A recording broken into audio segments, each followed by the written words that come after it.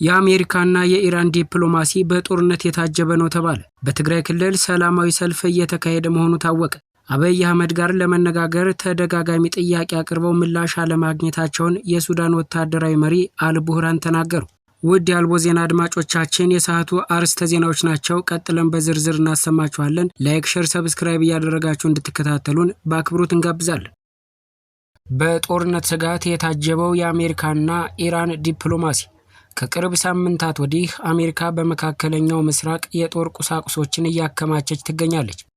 እንደ አውሮፓውያን አቆጣጠር በ2003 የኢራቅ ኩዌት ጦርነትን ተከትሎ አሜሪካ በስፍራው ከነበራት ወታደራዊ ቁሳቁስ ክምችት በኋላ ያሁኑ ትልቁ እንደሆነም ይነገራል። ስለ አሜሪካ የተዋጊ ጀቶች፣ የመርከብ፣ የሚሳይል አምካኝ መሳሪያዎች፣ በአጠቃላይ ወታደራዊ እንቅስቃሴው ላይ ኢንተርናሽናል ክራይሲስ ግሩፕ በድረገጹ አስፍሯል። በጦርነት ስጋት የታጀበው የአሜሪካና ኢራን ዲፕሎማሲ ተጋግሎ ቀጥሏል። ይህ ሁሉ የጦርነት ዝግጁነት በኢራን የኒውክሌር ፕሮግራም ወታደራዊ ብቃት ላይ ጠንካራ እጅ ለማሳረፍ ነው። ሆኖም ቡድኑ ኢራንና አሜሪካ አሁንም ጦርነትን ማስወገድ የሚችሉበት ጠባብ ቢሆንም እድል ግን አላቸው ይላል። እንደ ኢንተርናሽናል ክራይሲስ ግሩፕ ሀገሮቹ ልዩነታቸውን በውይይት መፍታት አለባቸው ይላል። ይህ ሳይሳካ ቀርቶ ጦርነት ቢጀመር መካከለኛው ምስራቅ የጦር መሳሪያ መናኸሪያ ትሆናለች። መሳሪያዎቹም በብዛት በስፋት ጥቅም ላይ የሚውሉ ናቸው። ሀገሮቹ በመካከላቸው ያለውን አለመግባባት ለመቅረፍ የጀመሩት ውይይት ሶስተኛ ዙር የካቲት 19 ቀን 2018 ዓ.ም በጄኔቫ ይቀጥላል። በዚህኛው ውይይት ኢራን በኒውክሌር ፕሮግራሟ ዙሪያ ዲፕሎማሲያዊ መፍትሄዎችን ለማድረግ እንደምትፈልግ አሳውቃለች። የኢራን የውጭ ጉዳይ ሚኒስተር ቃል አቀባይ ኢስማኤል ባጋሂን ጠቅሶ አልጀዚራ እንደዘገበው አሜሪካ ጦርነት ከጀመረች ደግሞ ኢራን ራሷን የምትከላከል ይሆናል። የአሜሪካ ፕሬዝዳንት ዶናልድ ትራምፕ አሜሪካ ምናልባት በኢራን ላይ የተገደቡ ወታደራዊ ጥቃቶችን ልታደርግ እንደምትችል መናገራቸውን አስመልክቶ ቃል አቀባዩ ባጋሂ እንደገለጹትም ኢራን የትኛውንም አይነት የአሜሪካ ጥቃት የምታየው የወረራ ድርጊት አድርጋ ነው ብሏል። የወረራ ድርጊት ደግሞ ወረራ ተደርጎ ይወሰዳል ያሉት ቃል አቀባዩ ኢራን ተገዳ ለምትገባበት የወረራ ድርጊት ራሷን የመከላከል ተፈጥሯዊ መብት አላት ብለዋል። ፕሬዚዳንት ትራምፕ ባለፈው ሳምንት ማብቂያ ኢራን ከአሜሪካ ጋር ከስምምነት ካልደረሰች አሜሪካ የተወሰነ እርምጃ ልትወስድ ትችላለች ሲሉ ከጋዜጠኞች ለቀረበላቸው ጥያቄ መልስ ሰጥተው ነበር። የኢራን ፕሬዝዳንት ማሱድ ፔዚሽኪያን በበኩላቸው የአሜሪካና የኢራን የቀደሙ ውይይቶች ለሰላም አበረታች ሁኔታዎች የታዩባቸው እንደነበሩ አስታውሰው ኢራን ቀጣይ ውይይት ከመደረጉ በፊትም ቢሆን የሚገጥማትን ማንኛውም ችግር ለመመለስ መዘጋጀቷን ተናግረዋል። ኢራን በቀጠናው ሰላምና መረጋጋት እንዲሰፍን ቁርጠኛ ናት ሲሉ በኤክስ ገጻቸው ማስፈራቸውንም አልጀዚራ ዘግቧል። አሜሪካና ኢራን በስዊዘርላንድ ያደረጉትን ሁለተኛ ዙር ውይይት አጠናቀዋል። በኦማን አሸማጋይነት የተደረገው ውይይት ሶስተኛ ዙር ነገ በጄኔቫ ይደረጋል ተብሎ እየተጠበቀ ሲሆን ኦማንም ስምምነት የሚደረግባቸው ጉዳዮች እንዲጠቃለሉ አዎንታዊ ግፊት እያደረገች መሆኑንም ተገልጿል። የኢራንና የአሜሪካ ውይይት ነጥቦች በዋናነት የመካከለኛው ምስራቅ ውጥረትን ማርገብ ላይ ያጠነጠኑ ናቸው። ለዚህም የቀደመውን የኒውክሌር ስምምነት ማደስ፣ የኢራን ባሊስቲክ ሚሳይል ፕሮግራምን ማለዘብ፣ ኢራን በቀጠናዊው ካሉ ታጣቂዎች ጋር ያላትን ግንኙነት እንድታቋርጥ መክሮ ከስምምነት መድረስ የሚሉት ይገኙበታል። ፕሬዚዳንት ትራምፕ ወደ መካከለኛው ምስራቅ የጦር መርከቦችን መላክ የጀመሩት በጥር 2018 ዓ.ም መጀመሪያ አካባቢ በኢራን ተቀስቅሶ በነበረው የተቃውሞ ሰልፍ አድራጊዎችን ለማገዝ በሚል ቢሆንም ከሳምንት በፊት ጀምሮ በመካከለኛው ምስራቅ ያለው የአሜሪካ የጦር መሳሪያ ክምችት እየጨመረ መምጣቱ ተንታኞች ጦርነቱ አይቀሬ ነው እንዳሉ አስችሏቸዋል። አውሮፓና አሜሪካ ለበርካታ ዓመታት እንደ ስጋት የሚያነሱት ኢራን የኒውክሌር ጦር መሳሪያ እያመረተች ነው የሚል ቢሆንም ኢራን ኒውክሌርን ሰላማዊ ዓላማ ለማዋል እያበለጸገች መሆኑን ስትናገር ከርማለች። በኒውክሌር ፕሮግራሟ ዙሪያም ዓለም አቀፍ የአቶሚክ ኤጀንሲ ታዛቢዎች እንዲጎበኙ ከማድረግ ጀምሮ ተደጋጋሚ ውይይቶች ሲጀመሩና ሲቋረጡም ሰንብተዋል። ከዚህ ቀደም በነበሩ የኒውክሌር ውይይቶች ኢራን እሽታዋን በመግለጽ ስትሳተፍ የሚሳኤል ፕሮግራሟንና በቀጠናው ያላት አጋሮች የማይነኩ አድርጋ የከረመች ቢሆንም አሁን ላይ እነዚህ ለውይይት ቀርበዋል። ኢራን የኒውክሌር ፕሮግራሟን ማስፋፋቷን እንደምትቀጥልና የኒውክሌር ፕሮግራሟን አስመልክታ ለመወያየት መድረኩ ክፍት መሆኑንም የኢራን ውጭ ጉዳይ ሚኒስተር ከዚህ ቀደም ተናግረው ነበር። በወቅቱ ቴህራን የዩራኒየም የማበልጸግ ፕሮግራሟን ልታቆም አትችልም ያሉት አራግቺ ለጊዜው ፕሮግራሙ መቆሙን የአገሪቱ የኒኩለር ጣቢያ በአሜሪካ የአየር ድብደባ ከባድ ጉዳት እንደደረሰባት፣ ሆኖም የኢራን ሳይንቲስቶች ውጤት የታየበት የኒኩለር ፕሮግራም እንደማታቋርጥም ጠቁመው ነበር።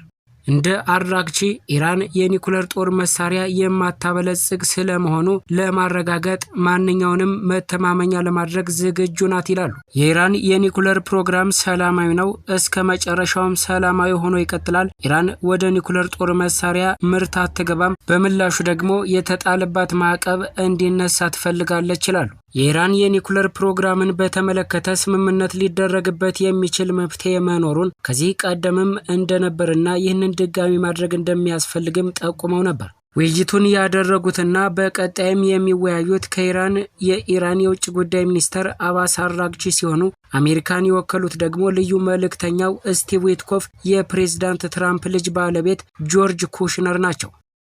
በተያያዘ ዜና የአሜሪካና ኢራን የኒኩለር ንግግሮች አዎንታዊ ነበሩ ሲሉ ከፍተኛ የአሜሪካ ባለስልጣናት ተናገሩ። የሐሙስ ዕለት በጀኔቫና በአሜሪካ እንዲሁም በኢራን መካከል የተደረገው የኒኩለር ድርድር በአንዳንድ ጉዳዮች ላይ መግባባት እንደተፈጠረና በሌሎች ላይ ክፍተቶችን እንዲፈጠሩም አድርጓል ተብሏል። የኢራን የውጭ ጉዳይ ሚኒስተር በውይይቱ መደምደሚያ ላይ እንደተናገሩት በሚቀጥለው ሳምንት ሌላ ዙር ተዘጋጅቷል ተብሏል። አንድ ከፍተኛ የአሜሪካ ባለስልጣን ለአክሲዮስ እንደተናገሩት ውይይቱ በጣም አዎንታዊ እንደነበር ገልጸዋል። ስብሰባው በትራምፕ አስተዳደር ውስጥ በብዙዎች ዘንድ ፕሬዝዳንት ትራምፕ ጦርነት ለመጀመር ወይም ላለመጀመር ከመወሰናቸው በፊት ለዲፕሎማሲያዊ ግንኙነት የመጨረሻ ዕድል እንደሆነም ተመልክተዋል። የትራምፕ መልእክተኞች ስቲቭ ዊትኮፍ እና ጃሬድ ኩሽነር እና የኢራን የውጭ ጉዳይ ሚኒስተር አባስ አራግቺ መካከል የተደረገ ውይይት ለብዙ ሰዓታት በጠዋትና ከሰዓት በኋላ የተከናወኑ ነበሩ ተብለዋል። የአሜሪካ ወገን በጠዋት ስብሰባ ወቅት በኢራን አቋም ተበሳጭቷል ሲሉ አንድ የሚያውቁ ምንጭ ተናግረዋል። ነገር ግን ውይይቱን ያስተባበሩት የኦማን የውጭ ጉዳይ ሚኒስተር ባድር አልቡሳዲ ከጠዋቱ ክፍለ ጊዜ በኋላ ከፍተኛ እድገት አሳይቷል ብለዋል። አራግቺ ሁለቱ ወገኖች ስምምነት ስለማግኘት ግልጽ የሆነ ቁም ነገር እንዳሳዩም ተናግረዋል። አራግቺም ሆነ አልቡሳይዲ የሚቀጥሉት እርምጃዎች በዋሽንግተንና ቴህራን ምክክር እንደሚያደርጉና በሚቀጥለው ሳምንት በቪየና በኒኩለር ባለሙያዎች መካከል የቴክኒክ ውይይቶች እንደሚደረጉም ተናግረዋል። አራግቺ በሚቀጥለው ሳምንት አራተኛው የድርድር ዙር እንደሚካሄድም ጨምረው ተናግረዋል። የሐሙሱ ሶስተኛ ዙር ውይይት በሁለት መንገዶች ተካሂዷል። በተዘዋዋሪ አልቡሳይዲ በሁለቱ ወገኖች መካከል መልእክቶችን በማስተላለፍና በአሜሪካና በኢራን ተደራዳሪዎች መካከል በቀጥታ መልእክት በማስተላለፍ እውቀት ያለው ምንጭ እንዳለውም ተናግረዋል። ኢራናውያን በጠዋቱ ክፍለ ጊዜ የኒኩለር ስምምነት ረቂቅ ሐሳብን አቅርበዋል። አልቡሳይዲና የዓለም አቀፉ የአቶሚክ ኢነርጂ ኤጀንሲ ዋና ዳይሬክተር ራፋኤል ግሮስ ሁለቱም በድርድሩ ተሳትፈዋል። በሚቀጥለው ሳምንትም ሌላ ውይይት እንደሚካሄድ ይጠበቃል። በዚህ ውይይትም ዊትኮፍ እና ኩሽነር ከዩክሬን ባለስልጣናት ጋር ተገናኝተው ከሰዓት በኋላ ውይይቱን እንደሚጀምሩ መረጃዎች ያመለክታሉ። በእረፍት ጊዜ አንድ የኢራን ባለስልጣን ለአልጀዚራ እንደተናገሩት ኢራን የዩራኒየም ማበልጸጊያን በቋሚነት ትታ የኒኩለር ተቋማትን ማፍረስና የዩራኒየም ክምችቶችን ከሀገሪቱ ማስወጣት የሚለውን ሀብት ውድቅ አድርጋለች ብለዋል። ባለስልጣኑ የኢራን ሐሳብ በዓለም አቀፍ የአቶሚክ ኤነርጂ ኤጀንሲ ቁጥጥር ስር የዩራኒየም ክምችቱን ወደ ዝቅተኛ የማበልጸጊያ ደረጃ መቀነሷን ያካትታል። በጀኔቫ ያቀረበው ሐሳብ በፖለቲካ ጉዳዮች ላይ ያተኮረ፣ በቴክኒካዊ ፈጠራ የተሞላና ወዲያውኑ ስምምነት ላይ ለመድረስ የሚያስፈልጉትን ነገሮች ሁሉ ያካተተ ነው ሲሉ የኢራን ባለስልጣን ለአልጀዚራ ተናግረዋል። ዊትኮፍና ኩሽነር በኢራናውያን አቋም ቅር ተሰኝተዋል ሲሉ ምንጩ አክሎ ገልጿል። አሜሪካና ኢራን ወደ ድርድር የገቡ ሲሆን ድርድሩ ያተኮረውም አሜሪካ ኢራንን ወደፊት የሚደርስ ማንኛውም የኒኩለር ስምምነት ላልተወሰነ ጊዜ ተግባራዊ እንደሚሆን እንድትስማማ በመጠየቅ ነው። ሌላው ቁልፍ የአሜሪካ ጥያቄ ኢራን 10,000 ኪሎ ግራም የበለጸገ ዩራኒየም ክምችቱን እንድትተው ነበር። አሜሪካ ኢራን ዩራኒየም የማበልጸግ መብቷን እንድትጠብቅ ካቀረበችው ጥያቄ ላይ በተወሰነ ደረጃ ተለዋዋጭነት ለማሳየት ፈቃደኛ ነበረች። ነገር ግን ቴህራን ወደ ቦምብ የሚወስድ መንገድ እንደሌለ ማረጋገጥ ከቻለች ብቻ ነውም ተብሏል። አራግቺ ኢራን ስለ ማዕቀብ እፎይታ የምታስበውን አቅርባለች። ትራምፕ በውይይቱ ላይ ኢራን የኒኩለር ጦር መሳሪያ እንደማትፈልግ በግልጽ መናገር አለባት ብለዋል። ኢራን ለረጅም ጊዜ እንዲህ አይነት ምኞት እንደሌላት ስትናገር ቆይታለች። የኢራን ጠቅላይ ሚኒስትር መሪ አሊ ካሚኔ ከፍተኛ አማካሪ የሆኑት አሊ ሻምካኒ ሐሙስ ዕለት በጄኔቫ ውይይቱ እየተካሄደ ባለበት ወቅት በኤክስ ላይ እንዲህ ሲሉ ጽፈዋል። ይህ ለአሜሪካ ዋናው ጉዳይ ከሆነ ከካሚኔ ፋትዋና ከኢራን የመከላከያ አስተምህሮ ጋር ተስማምታና አፋጣኝ ስምምነት ሊደርስበት የሚችል እንደሆነም አስረግጣለሁ ብለዋል። አራግቺ ለዚህ ስምምነት በቂ ድጋፍና ስልጣን አላት ሲሉ ሻምካኒ ጽፈዋል።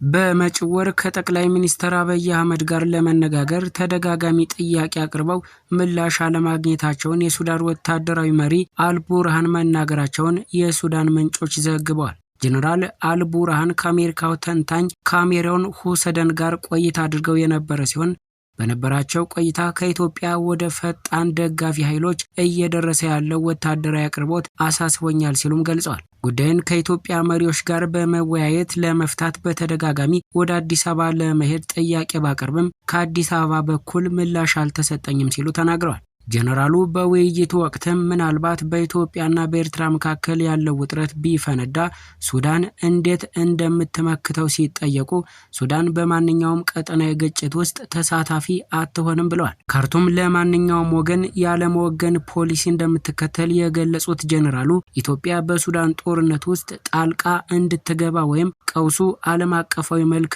እንዲይዝ እንደማትፈልጉም ገልጸዋል። ይሁን እንጂ ጀነራል አልቡርሃን ገለልተኛ ነን ቢሉም በተደጋጋሚ ከኢትዮጵያ መንግስት በኩል አርሚ 7 ለተባለው የትግራይ ኃይል ሀገራቸው እየሰጠች ያለውን ድጋፍ እንድታቋርጥ ከዚህ ቀደም ሲጠየቁ እንደነበር ይታወሳል። ላብነትም የብሔራዊ መረጃና ደህንነት ዋና ዳይሬክተር አምባሳደር ሬድዋን ሁሴን የተመራ እናም አቶ ጌታቸው ረዳን ያካተተ ልዑካን ወደ ሱዳን ተጉዞ ከወራት በፊት ለጀነራሉ ደብዳቤ አድርሶ እንደነበርም ይታወሳል። ይሁን እንጂ ለደብዳቤው ተገቢ ምላሽ ሳይሰጥ እንደቀረ ሲገለጽ ቆይቷል። ከወደ ትግራይ ክልል ሰላማዊ ሰልፍ እየተካሄደ መሆኑ ተሰማ። በክልሉ አስቸኳይ የወጣቶች ምልመላ በመታዘዙ ምክንያት ሰላማዊ ሰልፍ እየተካሄደ ነው ተባለ። ሰላማዊ ሰልፍ እየተደረገ የሚገኘው መቀሌ፣ አዲግራት፣ መኮኒና ሌሎች ከተሞችም መሆኑ ተነግሯል። በሰልፎቹ ላይ የፌዴሬሽን ምክር ቤቱን ውሳኔ የሚቃወሙ መልእክቶች በስፋት እየተስተዋሉ ነውም ተብሏል። በተያያዘ መረጃ በትግራይ ክልል የገጠመውን የወታደራዊ እጥረት ለመቅረፍ እያንዳንዱ ወረዳ 2000 ወጣቶችን መልምሎ ወደ ስልጠና ማዕከል እንዲያስገባ የጊዜያዊ አስተዳደር ፕሬዝዳንት ጄኔራል ታደሰ ወረደ ትዕዛዝ ማስተላለፋቸውን የሚያመላክት መረጃ ወጥቷል። በምልመላው ሂደት ትብብር በማያደርጉ የመንግስት ሰራተኞች ላይ ጠንካራ እርምጃ እንደሚወሰድም ተጠቁሟል። ውድ የአልቦ ዜና ቤተሰቦች ለዛሬ ያዝናቸው ዜናዎች እነዚህን ይመስሉ ነበር። በቀጣይ እስክንገናኝ ድረስ መልካም ቀን።